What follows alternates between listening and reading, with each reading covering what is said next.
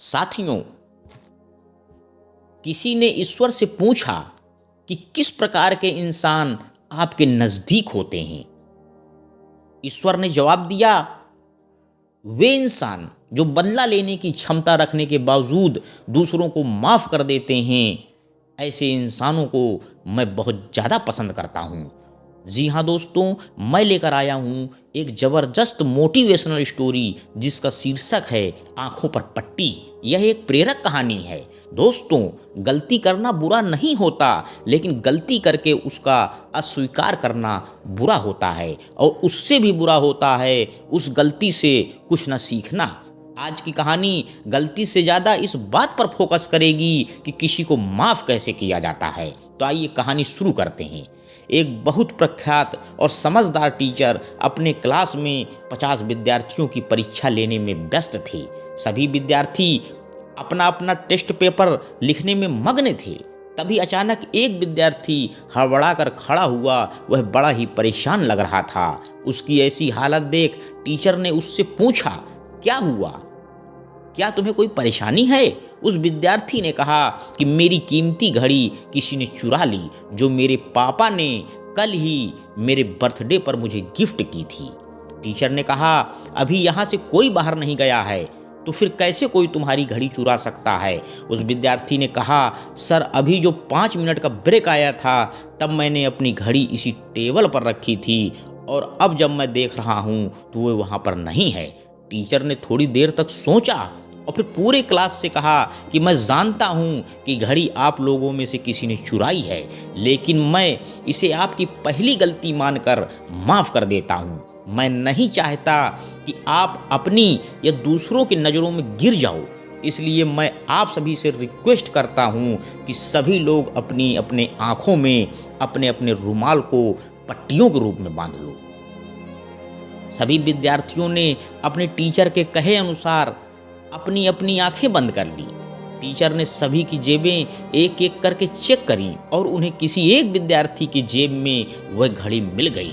Teacher ने उस घड़ी को उसके सही मालिक तक पहुंचा दी।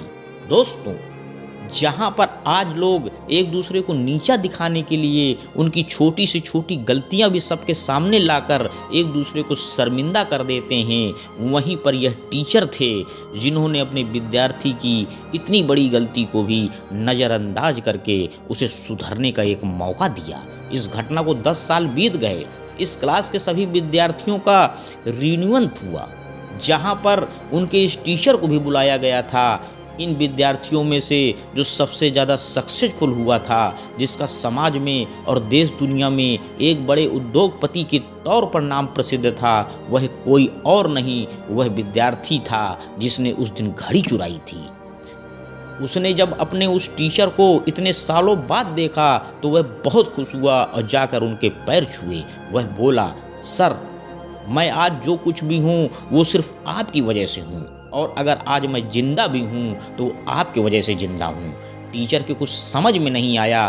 तब वह विद्यार्थी जो कि एक बड़ा VIP बन चुका था, उसने बोला, सर उस दिन अगर आप मेरा नाम पूरे क्लास में बता दिए होते कि घड़ी मैंने चुराई है, तो मैं शायद आत्महत्या कर लेता, क्योंकि जब आपने अनाउंस किया था कि आप सबकी तलाशी होने वाली है, मैंने यह निश्चय कर लिया था कि बदनामी की ज़िंदगी मैं नहीं जीऊँगा।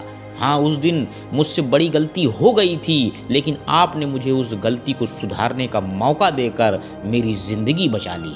उस दिन के बाद मैंने इतनी मेहनत की और आज मैं यहाँ तक पहुँच गया। उसकी पूरी बात सुनने के बाद टीचर ने उससे कहा, ओह अच्छा, तो वो तुम थे? विद्यार्थी ने उनसे कहा, सर आप तो इतनी बड़ी बात कैसे भूल सकते हैं? तब टीचर ने कहा, नहीं बेटा, मैं कुछ भी नहीं भूला, लेकिन तुम सब लोग यह नहीं जानते कि उस दिन सिर्फ सभी विद्यार्थियों की आंखों पर पट्टी नहीं बंधी थी, तुम्हारे इस टीचर के आंखों पर भी पट्टी बंधी थी, क्योंकि मैं विद्यार्थियों को अपनी, दूसरों की या खुद की नज़रों से गिरने नहीं देना चाहता था। अपने टीचर की सच्ची महानता के बारे में पता चलने पर उस विद्यार्थी की आंखें भर आईं और वह कुछ भी नहीं बोल पाया। उसने टीचर को गले लगा लिया।